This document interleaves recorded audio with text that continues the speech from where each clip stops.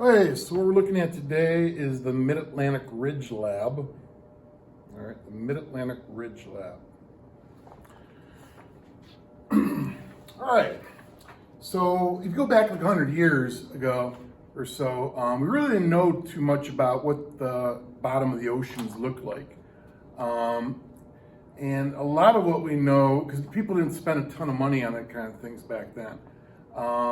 And now what we know, because it's kind of the result of submarines. Now, during World War I, there were some submarines in World War I. The Germans had some submarines, but not that many.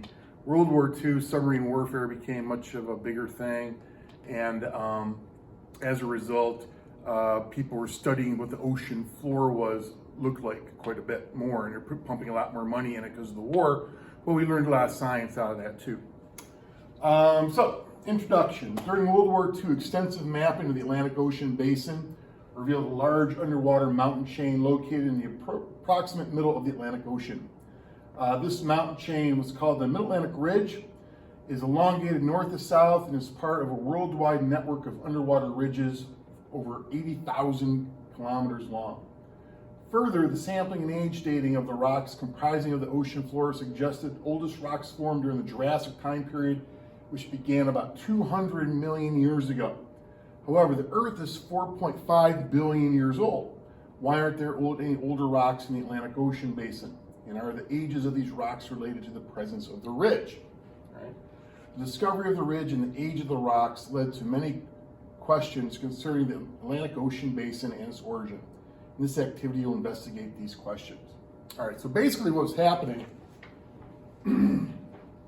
is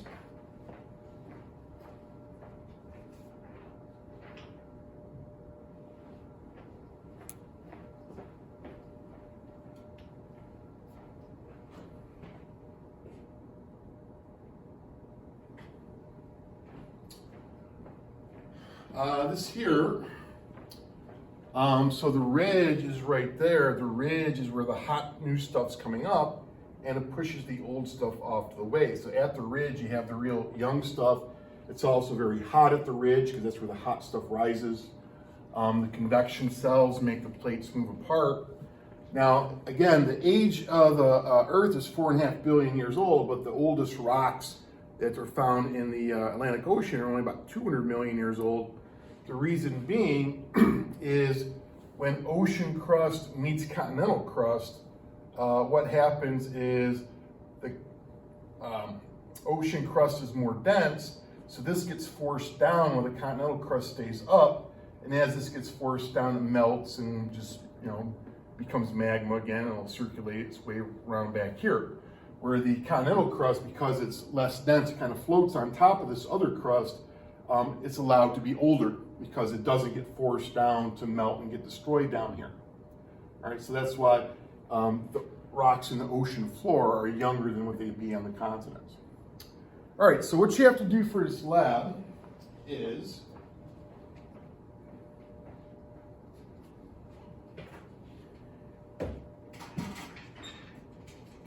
first page here, what you have is a data table that has the distance going from Cape Cod, Massachusetts to Land's End, Great Britain.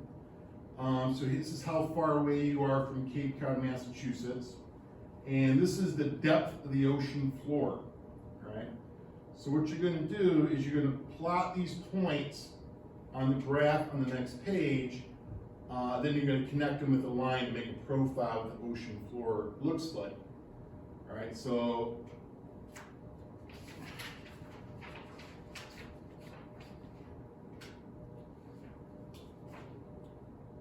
just for example, for the first few, for Cape Cod, it's got right at Cape Cod, distance 0, depth 0. So you're starting off right there. 200 kilometers from Cape Cod, the ocean depth is 0.2. So I go 200 kilometers over, and then I go up to 0.2, which is right there. 400 kilometers over is 0.6. So I go 400 kilometers over 0.6, be right there. 600 kilometers over, it's a 2.1. 600 kilometers, 2.1 would be right there. So you keep on plotting those points all the way across here. When you plot those points, and you're going to connect them with the line, all right? And just to give you a quick view of what it should look like when you get done. When you get done, it should look kind of like this. So the ocean floor drops off as you get away from Massachusetts. It's pretty flat. Where there's a mid-ocean ridge, it's an underwater volcano, so you got an underwater mountain chain, but again, it still hasn't reached the surface. Then it gets flat again as you get to Europe. So right there is the Mid-Atlantic Ridge. So this is basically what your graph should look like. All right. Next thing you're going to do on your lab here, it says the generalized map below shows a portion of the Atlantic Ocean floor located between South America and Africa. ISO lines show the approximate age in millions of years. The ocean floor bedrock on each side of the Mid-Atlantic Ridge. Points A, B, and X represent locations on the ocean floor.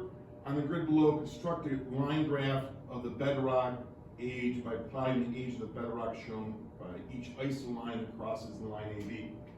All right, so what I'm concerned, basically I'm going to draw a profile of the ages. So what I'm concerned about is any spot where that ISO line crosses that line AB. So like those spots right there and so forth. So what you want to do is take the edge of a piece of paper, and then you're going to plot, come straight down and plot these points, all right? So A's already on there for you, all right? So right there is 83. So I'll come straight down like this, plot a point at 83, right? Right there is at 68. So I'm going to come straight down, plot a point at 68.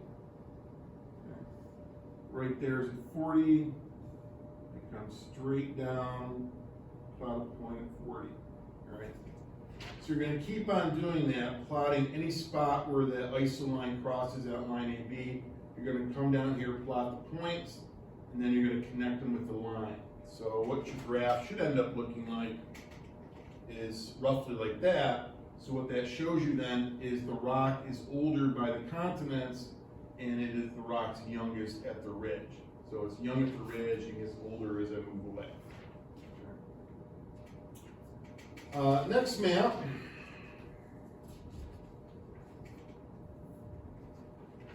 What I have here is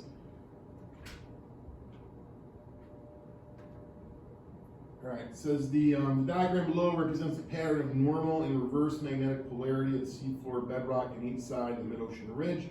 The magnetic polarity of the bedrock on the west side of the ridge has been omitted. Complete the diagram by shading the pattern of normal polarity on the west side of the ridge. Assume the rate of plate movement is constant on both sides of the ridge. All right. So, what basically, one side of the ridge is going to be a mirror image of the other side.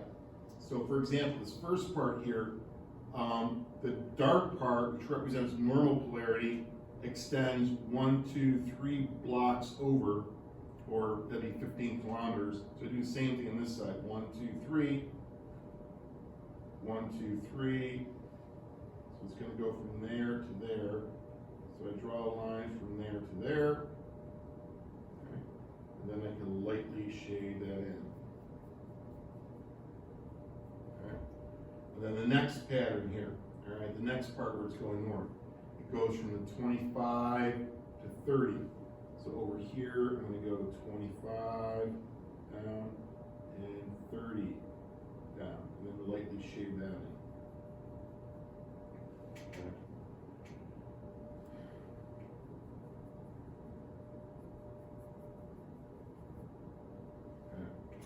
And then you got to do the last one. So this guy here, you're going to plot over there, same thing. You want to make sure you put it in the right spot. All right. Once you've done that, it says label the location of the youngest bedrock. It says draw the arrows on the profile to show the direction of seafloor spreading. Label the oldest bedrock. Label the location of the hottest crust and temperatures.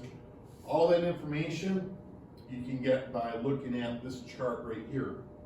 All right, so it shows you where arrows showing you how it moves like the ridge, It shows you where to expect the hot rock, where to expect the young rock, and the rock gets older as they go this way, so the older rock's off to the side.